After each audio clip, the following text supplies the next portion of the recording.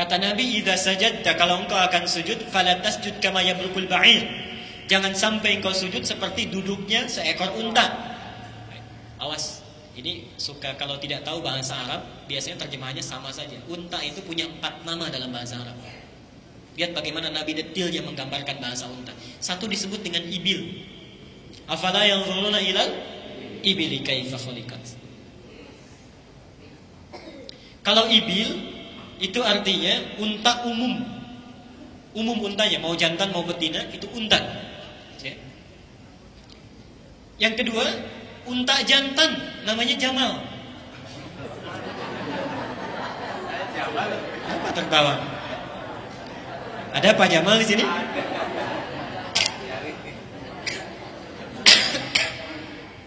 Kalau itu bukan Jamal, yang itu namanya Jamal. Beda, lain. Kalau Jamal begini, itu namanya unta jantan. Tapi kalau Jamal begini, ini namanya ganteng. Oh, ganteng ya. Jadi selama ini sudah 50 tahun baru tahu artinya ganteng. Awas, ada Jamal, ada Jamil, itu lain. Kalau Jamal itu sifatnya. Kalau Jamil itu orangnya. Jadi kalau sifatnya sudah dimiliki oleh orangnya, berubah namanya dari Jamal menjadi Jamil. Perempuannya namanya Jamilah. Ini Jamal, ada Jamil. Kalau unta begini pendek, Jamal. Hatta yalijal jamalu fi sambil khil. Yang ketiga, namanya Naqah. Di surat Asy-Syams, naqatallahi wa suqiyaha fakadzabuhu faqaruha. Naqah. Naqah ini namanya unta betina. Unta betina. Yang terakhir namanya ba'irun, al-ba'ir atau al-bighal. Kadang disebut ba'ir, kadang bighal. Wal bighala wal an'am. Ba'ir itu adalah unta tunggangan. Jadi unta yang ditunggangi atau unta yang biasanya atasnya disimpan di atasnya itu misalnya barang-barang dagangan. Itu namanya ba'ir. Nah, di hadis itu yang disebutkan bukan yang ini, bukan yang ini, tapi ba'irun, unta tunggangan. Bapak Ibu tahu nggak kalau unta tunggangan itu duduknya seperti apa? Kalau unta tunggangan duduk, itu biasanya ditekuk dulu depannya. Depannya ditekuk, biasanya lebih kecil, lebih kurus yang depannya. Ditekuk, baru kemudian dia duduk dengan santai. Nah, hadis yang pertama, nomor hadis 841 mengatakan, jangan duduk seperti unta, kan? Kemudian waliyadha yadayhi qabla rukbatayhi, dahulukan tangannya sebelum lututnya. Itu hadis yang pertama. Yang kedua, masih di Abu Daud, nomor hadis 714 dan 838. Justru di hadis ini meminta mendahulukan lutut dulu baru tangan. Unik ya? Di sini tangan dulu kemudian lutut, di sini lutut dulu baru tangan. Ternyata di antara hikmahnya tadi, memahami sunnah Nabi secara komprehensif ini, kalau sudah tahu dua-duanya, ternyata hikmahnya Nabi ingin memberi kemudahan kita dalam beribadah, dalam sujud. Ada orang yang ketika sujud itu, ketika sujud dia tidak mampu mendahulukan lututnya dulu, bisa dengan tangannya. Ada yang begitu. Jadi ketika sujud dia dahulukan tangannya, baru kemudian lututnya.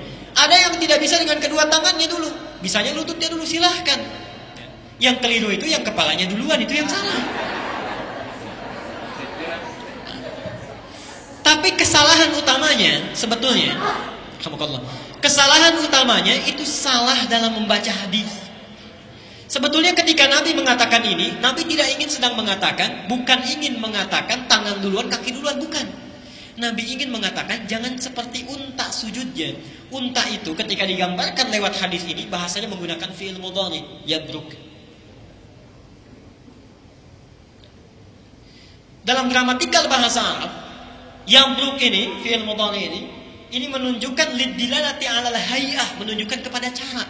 Unta itu kalau duduk santai sekali. Coba kalau Bapak Ibu perhatikan ya, ada unta tunggangan mau duduk, dia tekuk dulu satu. Bukannya sambil senyum-senyum kan?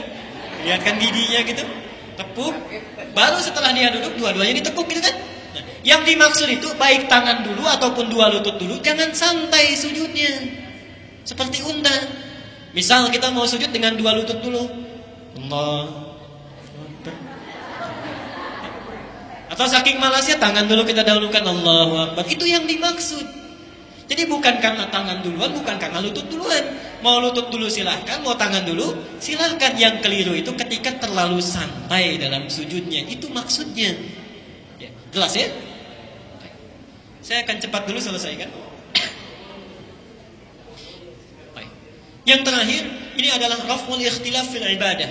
Raf'ul ikhtilaf fil ibadah, meminimalisir perbedaan-perbedaan ketika kita menunaikan perintah Allah Subhanahu wa taala dalam beribadah.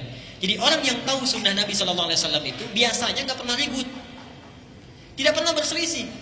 Karena di antara sunnah Nabi itu adalah, maaf, ini yang paling tinggi. Sunnah Nabi yang paling tinggi itu adalah akhlak. Hati-hati, sunnah Nabi yang paling tinggi adalah akhlak. Jadi kalau ada di antara kita, maaf misalnya, dalam kesehariannya sholatnya bagus, takbirnya sesuai Nabi, sujudnya sesuai Nabi, tapi senang berselisih dalam hidupnya, itu pun mengikuti sunnah Nabi, tapi menepikan sunnah yang lainnya. Jelas ya? Nah, di antara yang terakhir itu adalah meminimalisir perbedaan. Dengan kita belajar sunnah Nabi SAW, kita bisa menggali mana yang menjadi ibadah, mana yang menjadi tuntunan muamalah, dan bagaimana menampilkannya dalam